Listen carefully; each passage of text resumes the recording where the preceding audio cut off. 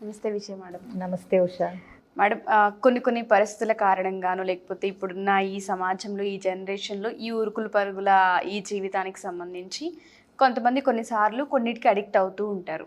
So అంటే కొన్ని విషయాల వరకు ఓకే, కొన్నిటిని అసలు బేర్ చేయలేరు భార్యలు, ప్రత్యేకించి భర్త విషయంలో. సో భర్తలు కనుక ఇఫ్ ఇన్ కేస్ ఎక్కడైనా సరే ఇంకొకరితో మాట్లాడుతున్నారనో లేకపోతే లైన్ క్రాస్ అయ్యి బిహేవ్ ఉందనో, భార్యకి ఏదన్నా అనుకోకుండా తెలుసో లేకపోతే ఎవరి ద్వారానో చూసో ఏదో ఒక విధంగా తన దాకా రీచ్ అయినప్పుడు తను దాన్ని ఎలా హ్యాండిల్ చేయాలి అంటారు, ఎలా చెప్పుకోవచ్చు అంటారు? వెంటనే డివోర్స్ అన్న పదానికి వెళ్లకుండా ఆ రిలేషన్ నిలబడాలి, సో అది కాదు అని చెప్పుకునే అవకాశం ఎక్కడ, అసలు ఏ విధంగా అంటారు? అంటే కొంచెం లైన్ క్రాస్ అయ్యి వేరే వాళ్ళకి అట్రాక్ట్ అవుతున్నాడు భర్త అని అనిపించినప్పుడు, అదే కదా మీ ప్రశ్న? ఇట్లాంటివి అంత నాంచటం, అంత అంటే మరీ అంటే చూసి చూడనట్టు వెళ్ళటం కాదు, కానీ అడిగే విధానంలో ఆలస్యం చేయటం అనవసరం. సో ఇది క్లియర్ కట్గా ఎప్పుడైనా కూడా ఉషా, మనకి కొంచెం చేదుగా అనిపించిన క్వశ్చన్ అంటే కన్ఫ్రంటేషన్ అంటే అడగటం అనేది డైరెక్ట్గా ఉండాలి, అలా అని నొప్పించకూడదు. అంటే ఏంటి, నువ్వు ఎవరో అమ్మాయితో మాట్లాడుతున్నావు అంట కదా, నువ్వు అంటే చాలా ఎక్కువ దూరం వెళ్ళిపోయావు అని అంటే బాణాలు సంధించినట్టుగా ఉండకూడదు. అలా అని అడిగేటప్పుడు ఆ క్లారిటీ, ఆ స్పష్టత ఉండాలి కమ్యూనికేషన్లో. అమ్మాయి ఏమి అంటే వెనకడుగు వేసి ఏమో అడిగితే ఏమనుకుంటారో, ఇప్పుడు అదేంటి అది నిజం కాకపోతే మళ్ళీ నా మీద కోపం వస్తుందేమో, ఇలాంటి డౌట్స్ ఉండటం సహజమే. కానీ అది కన్ఫర్మ్ చేసుకుని నాకు తెలిసింది, నువ్వు జాగ్రత్తగా ఉండాలి ఈ విషయంలో అనేటట్టుగా అయితే విషయం అయితే చేర్చాలి భార్య భర్తకి.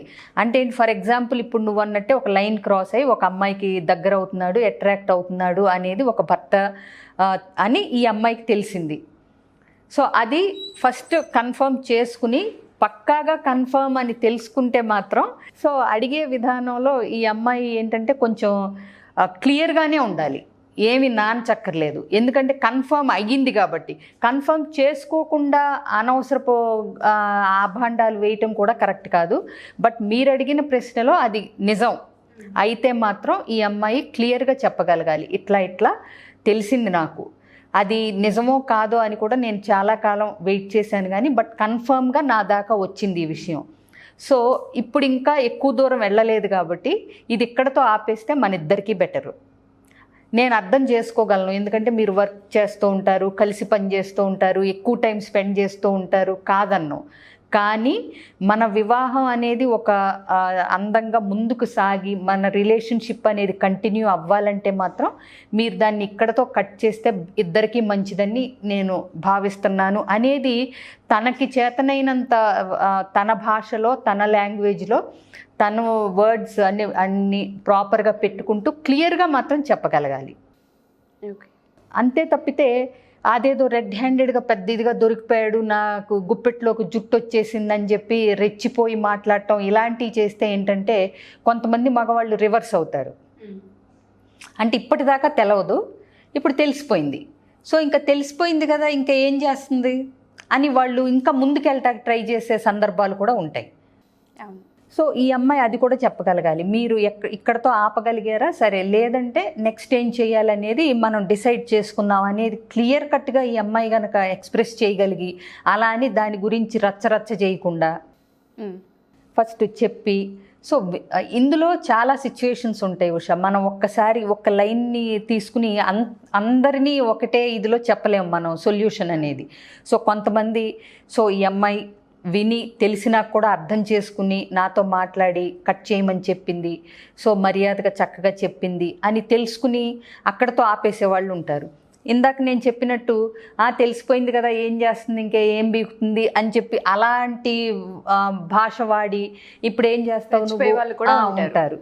కొంతమంది ఈ అమ్మాయిలు కూడా ఏంటంటే ఇంట్లో వాళ్ళకి చెప్పేసి, అత్తగారి మామగారికి చెప్పేసి, మీటింగ్ పెట్టేసి పెద్ద ఇష్యూ చేసేసి, పంచాయతీ పెట్టి పెద్ద విషయం చేస్తారు. సో అది అవమానంగా ఫీల్ అయ్యే అబ్బాయిలు ఉంటారు, నాతో చెప్తే నేను సరిదిద్దుకునేవాడిని కదా అని. సో ఈ అమ్మాయి ఏమంటుంది, అసలు సరిదిద్దుకుంటాం ఏంటి, అసలు తప్పు ఎందుకు చేయాలని అడుగుతుంది. నేను చేస్తే నువ్వు ఊరుకుంటావా? సో ఇట్లా రకరకాల సందర్భాలు అనేవి వస్తాయి. ఏంటంటే ప్రతి వ్యక్తి కూడా ఆచితూచి అడిగేయాలి. పెళ్లి తర్వాత ఒక బంధం ఉంది, ఒక కమిట్మెంట్ ఉంది, నాకు ఒక భార్య ఉంది, నాకు ఒక భర్త ఉన్నాడు, ఇంకా పిల్లలు ఉంటే ఇంకా రెస్పాన్సిబిలిటీ ఎక్కువ అవుతుంది. సో ఇవన్నీ చూసుకుని ముందుకెళ్ళాలి. సో ఈ అమ్మాయికి తెలిసి అది నిజమని కన్ఫర్మ్ చేసుకుని క్లియర్గా ఆ విషయంలో తేడా ఉంది అని అనుకున్నప్పుడు మాత్రం ఎక్కువ నాంచకుండా, ఎక్కువ ఆలస్యం చేయకుండా, ఇట్లా తెలిసింది, నేను అర్థం చేసుకోగలను, కానీ ఇది ఇక్కడతో ఆపేస్తే బెటర్ అనేది మాత్రం క్లియర్గా చెప్పగలగాలి. మేడం అంటే దీనివల్ల ఎక్కువ డివోర్స్కి అప్లై చేస్తూ ఉంటారు చాలామంది. కొంతమంది మాత్రం మీరు అన్నట్టుగానే ఎక్కడో ఓకే నా సైడ్ నుంచి ఇది మిస్టేక్ ఉంది, కాంప్రమైజ్ అవుదాం అన్నప్పుడు కూడా ఒప్పుకొని భార్యలు ఉంటారు. అలాంటి వాళ్ళకి ఇఫ్ ఇన్ కేస్ కౌన్సిలింగ్ ఏదైనా ఇస్తే వాళ్ళకి ఉపయోగపడుతుంది అంటారు? డెఫినెట్గా ఉపయోగపడుతుంది. ఇక్కడ మనం అదే వీళ్ళు ఏం ఆలోచిస్తున్నారు, వాళ్ళు ఎందుకు అలా చేశారు, కొన్నిసార్లు ఇంట్లో భార్య దగ్గర ఏదో మన కోల్పోయిన ఆ ఎమోషనల్ సపోర్టు, ఆ మోరల్ ఇది కూడా వాళ్ళు బయట వెతుక్కుంటూ ఉంటారు. సో అట్లా కౌన్సిలింగ్కి వచ్చినప్పుడు ఏంటంటే అసలు వీళ్ళ రిలేషన్లో ఏమి లోపం జరగటం వల్ల అసలు అతను కానీ ఆవిడ కానీ, సరే ఇక్కడ మనం అతని గురించి మాట్లాడుకుంటున్నాం కదా, సో అతను అట్లా పక్క చూపులు చూసి అట్లా అట్రాక్ట్ అవుతున్నాడు. అందరూ సెక్షువల్ రిలేషన్షిప్ కోసమే వెళ్ళరు. కొంతమంది ఎమోషనల్ సపోర్ట్ కోసం, ఇంట్లో భార్య అర్థం చేసుకోవట్లేదని, అసలు మాట వినట్లేదని, అసలు సరిగ్గా ప్రేమను పంచదని కంప్లైంట్ చేసే మగవాళ్ళు కూడా ఉన్నారు. అలాంటప్పుడు తొందరగా వాళ్ళు అవతల ఆపోజిట్ పార్ట్నర్కి తొందరగా, ఆపోజిట్ జెండర్కి తొందరగా అట్రాక్ట్ అవుతారు. సో ఇవన్నీ కూడా కరెక్షన్స్ మనం ఇద్దరితో మాట్లాడి మనం సెట్ చేయటానికి చాలా అవకాశాలు ఉంటాయి. Thank you Vijaya ma'am, thank you so much. So ఎవరైనా సరే ప్రీ మ్యారిటల్ కౌన్సిలింగ్ కావాలి అనుకుంటే ఆఫ్లైన్ December 26th మళ్ళీ మేము ఒక ప్లాన్ చేయడం జరిగింది. సో ఏదైతే ఈ డేట్ ఉందో ఈ డేట్ని ఖచ్చితంగా గుర్తుపెట్టుకొని దీనికి సంబంధించి ఏ విధంగా కావాలి ఏంటి అండ్ మీకున్న డౌట్స్ కూడా క్లారిటీ వస్తుంది. దీంతోపాటు పేరెంట్స్ కూడా ఈ ప్రీ మ్యారిటల్ కౌన్సిలింగ్కి అటెండ్ అవ్వచ్చు. మీ పిల్లలకి ఫర్దర్గా ఎలాంటి సజెషన్స్ ఇవ్వాలి ఏంటనే దానిపైన ఒక అవగాహన మీకు వస్తుంది.